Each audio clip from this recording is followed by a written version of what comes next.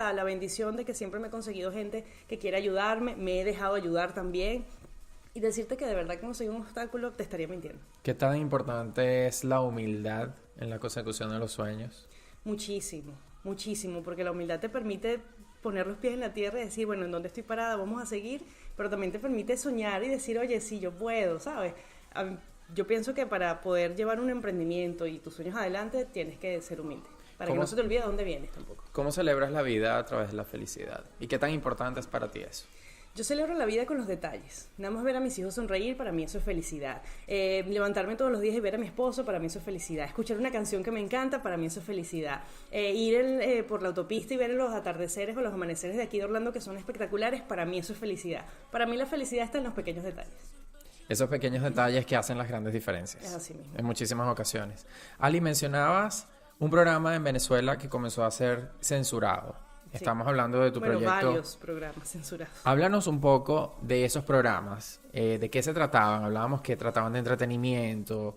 ¿Qué comenzaron a censurar y por qué esa Ali rebelde dijo no hasta que tuviste que salir del país? Vámonos a eso hace 2 años o hace 3, en donde comenzaste a decir, wow, aquí no puedo ejercer el periodismo de la manera en que yo lo deseo, que es en libertad, en donde yo puedo expresar lo que pienso, en donde yo puedo preguntarle a otra persona qué piensas y qué opinas y esa persona no sienta miedo de quizás a través de un micrófono decirlo. Háblanos un poco de eso. Bueno, un tema bastante difícil de tocar por lo sensible, ¿no?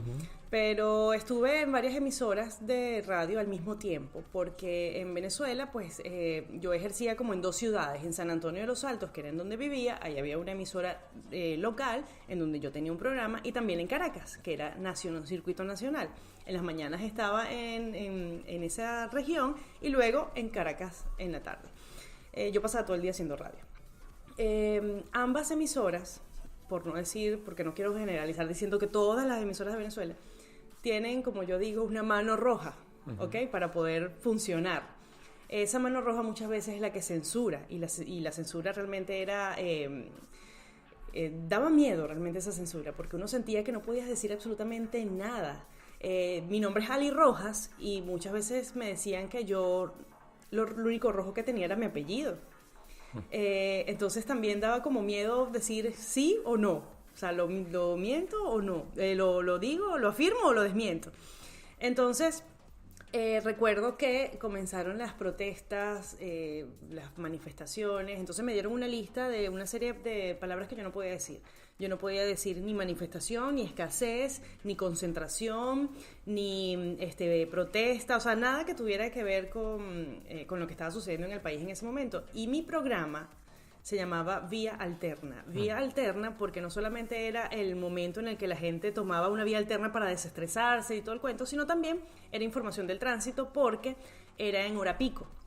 Eso era en San Antonio de los Altos. Y a esa hora, que era de 5 a 7 de la noche, pues la Panamericana era un caos. O sea, había que siempre decir que había. Y esa era la hora de las cadenas, esa era la hora de las protestas, esa era la hora en la que había que informar y decir lo que estaba pasando. Entonces me prohibían decir eso. Yo estaba en 2 aguas, porque era ponerme al lado de la emisora que me estaba prohibiendo y ponerme al lado de la gente que me estaba escuchando. Yo decidí ponerme al lado de la gente que me estaba escuchando. Cuando me dieron la lista, yo dije, bueno, yo sé lo que viene después, me van a sacar de esta emisora, pero voy con la frente en alto y digna.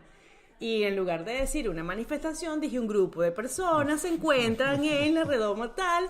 No dije que estaban manifestando, dice tienen carteles en la mano, o sea, dije todo, pero con otras palabras. No utilicé ninguna de las palabras que me estaban censurando. Lo que vino después, bueno, ya está de más contarlo, ya de lo que se pueden imaginar.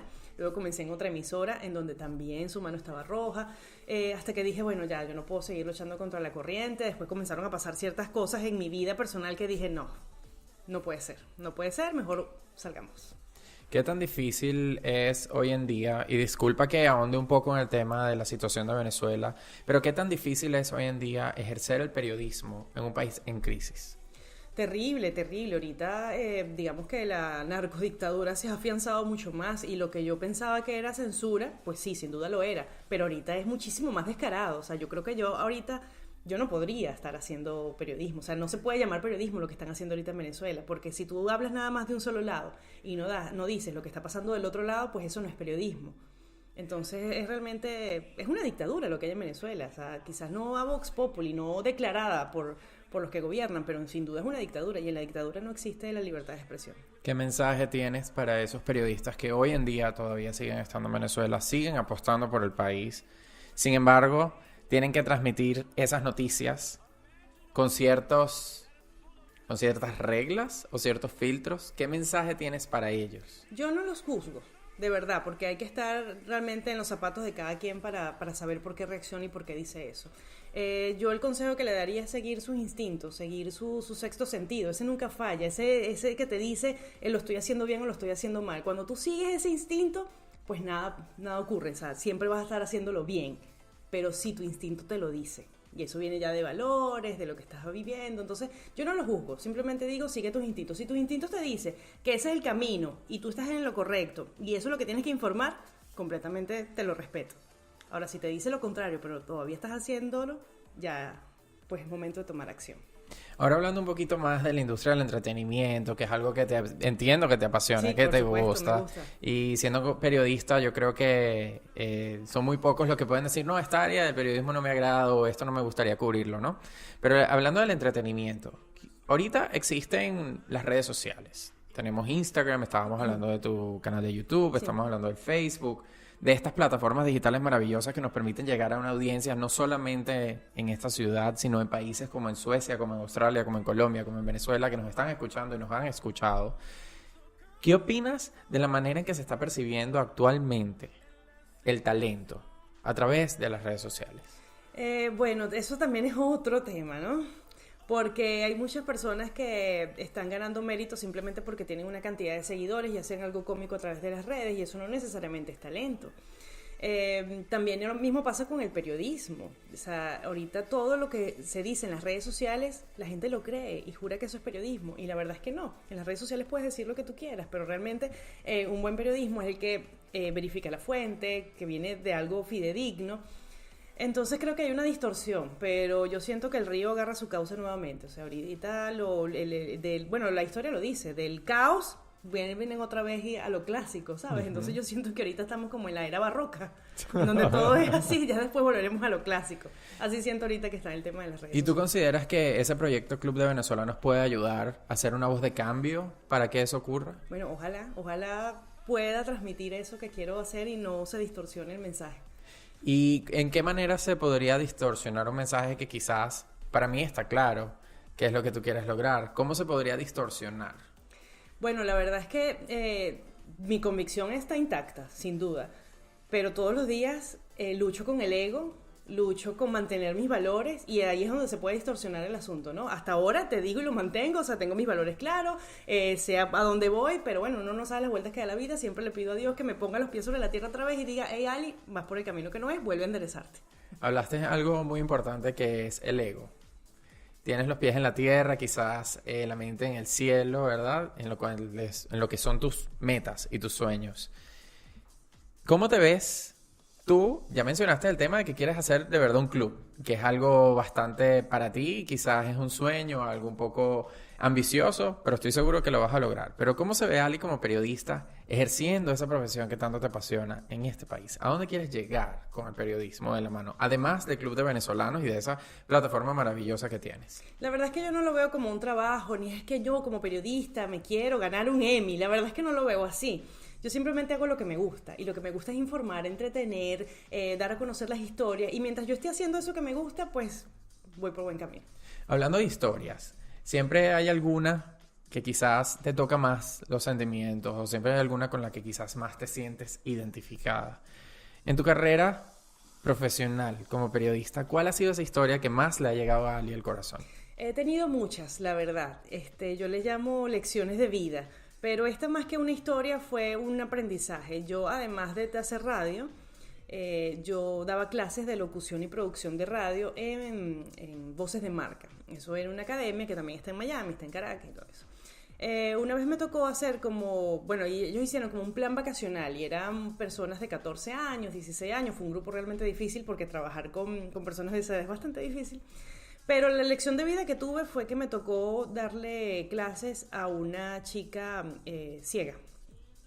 Wow. Y en ese mismo grupo había un muchacho que tenía dificultad de movilidad.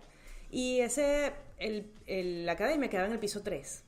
Y a mí jamás se me va a olvidar el momento en el que yo lo veía a él ayudándola a ella a subir. Ella no lo veía, ella no sabía que él tenía esa discapacidad.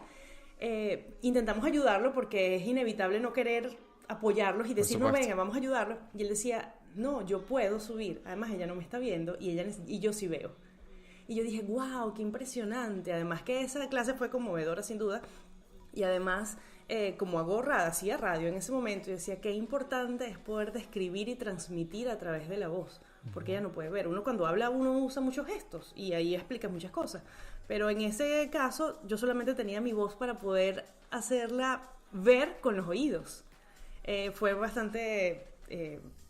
fue difícil, pero a la vez llegué a mi casa y wow, cómo no recordarla y decir y darle gracias a Dios sin duda por lo que tenemos, ¿no? Por supuesto. Por quienes somos también. Y por las capacidades, el hecho de poder tener todos nuestros sentidos, que los podemos usar, aunque esas personas desarrollan otros. Claro, y muy inteligente. Además. Correcto. Y mandaba mensajes de texto y leía correos electrónicos, todo con un programa, por supuesto, pero ella no hacía nada que yo no pudiera hacer. No había ninguna limitante. No había ninguna. Ahora mencionaste algo muy bonito y muy importante, que es transmitir un mensaje a través de la voz.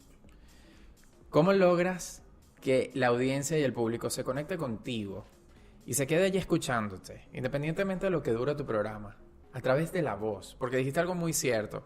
Siempre que hablamos gesticulamos y no todo el mundo tiene quizás las ventajas que tenemos ahora de vernos a través de Facebook, a través de las redes sociales. Si nos están escuchando, ¿cómo logras tú captar a una persona y decirle, hey, quédate conmigo los 35, 40, 45 minutos, una hora que dura mi programa? Claro, bueno, hay dos maneras. Una que se estudia y la otra que no. Uh-huh. La que se estudia sin duda es tu voz, ¿no? Es capacitar tu voz, es aprender los matices, es a darle intención a la voz, darle color a la voz, como lo decimos. Y la otra es simplemente haciendo lo que te gusta y haciéndolo de la mejor manera y transmitir toda esa energía. Yo siempre digo que cuando uno tiene que hablar en radio, siempre tienes que sonreír, porque la sonrisa se transmite y además se contagia. Entonces hay esas dos maneras, la que es trabajada, que bueno, estudiando tu voz, conociendo tu voz, sabiendo cuáles son tus matices, cómo subirla, cómo bajarla, cuando tienes que gritar te alejas, cuando tienes que susurrar te acercas, ese tipo de cosas. Y la otra es simplemente transmitir quién eres, y cuando eres quien eres, eso lo transmites y la gente se contagia. ¿Qué tan importante es hacer lo que te apasiona? Uy, sumamente importante. Sumamente importante. Porque, a ver, eso es lo que te va a mover y lo que te va a dar los mayores beneficios, incluyendo hasta los económicos, si lo quieres ver así. Porque cuando uno no hace lo que le gusta, pues todos los días te quejas, vas a conseguir defectos en todo. En cambio, cuando tú haces lo que te gusta, pues hasta las horas pasan volando. Y cuando te das cuenta, wow, me están pagando por esto, no puedo creerlo. Y de hecho me pasaba con la radio, yo amo la radio. Para mí es una pasión impresionante. Todo el que me conoce sabe que la radio está en mí. Y cuando me tocó monetizar ese talento, me costó muchísimo, porque yo decía, pero es que si esto no es un trabajo, a mí mi mamá y mi papá me enseñaron que un trabajo es levantarse todos los días en la mañana, sí, ¿verdad? Cumplir horario, pasar todos los días sentado en una oficina, y yo no, chico, yo me divierto, tengo que hacer voces de viejita, tengo que hacer voces sensuales, tengo que hacer voces de niñita, y yo por esto voy a cobrar, si esto a mí no me cuesta nada. Hasta que entendí que, bueno, ese es un talento y también es un trabajo, y hay que tomarlo con toda la responsabilidad y la seriedad que merece, pero sin duda hay que hacer lo que a uno le gusta. Mencionabas que la radio te apasiona. Sí. ¿Ves a Ali en una emisora de radio con su propio programa de radio? Todos los días. Y de ponerte a escoger de qué temas hablarías, ¿de qué sería tu programa? No, sería Club de Venezolanos Radio, sin duda. Porque ahorita estoy haciendo el periodismo que me gusta, que es transmitir, contar historias, entrevistar a la gente. Me encantan las entrevistas, es un género periodístico de los que más me agrada. Y sin duda sería el Club de Venezolanos Radio. ¿Cuál es la diferencia entre entrevistar y ser entrevistado? Uy, completamente diferente. ¿Por qué? Cuéntame. Bueno, porque cuando uno hace la entrevista, uno tiene el control. Uno sabe, tiene el control. Y conoce aproximadamente el 60% de las respuestas que vas a recibir. Cuando te toca estar de este lado entrevistado, tú no tienes ni idea de lo que te van a preguntar. Entonces, es completamente diferente y la emoción es completamente diferente. ¿Cómo haces, hablando de emociones, ya hablábamos cómo transmitimos y hacíamos que las personas se conectaran con nosotros, para transmitir emociones. Hablábamos de los matices de la voz. ¿Cómo transmitimos esas emociones a través de un micrófono? Tomando en cuenta que